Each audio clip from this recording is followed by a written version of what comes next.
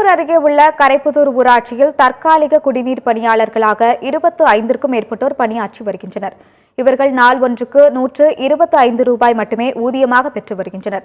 இந்நிலையில் தங்களை பணி நிரந்தரம் செய்து ஊதிய உயர்வு வழங்க வேண்டும் என கோரி திருப்பூர் மாவட்ட ஆட்சியர் அலுவலகத்தை முற்றுகையிட்டு மனு அளித்தனர்.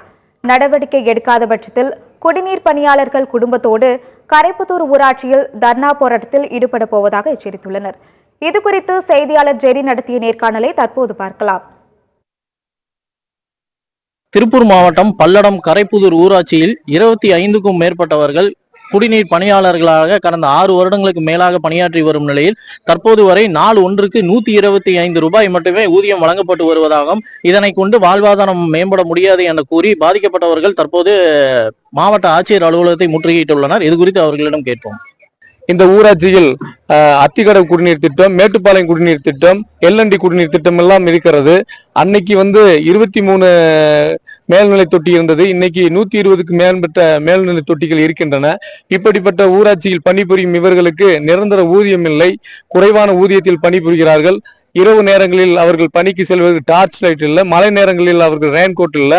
அது இல்லாமல் அவர்களுக்கு இந்த ஆண்டு வழங்கக்கூடிய போனஸ் இன்னும் கொடுக்காம இருக்கிறார்கள். அது மட்டும் இல்லாமல் இவர்கள் எல்லாம் மக்கள் நல பணியில் இன்னும் அந்த திட்டத்தில் சேர்க்காம இருக்கிறார்கள். அது மட்டும் இல்லாமல் இவர்கள் பணிபுரிவதற்கான அடையாள அட்டை இல்லாமல் இவர்கள் இருக்கிறார்கள்.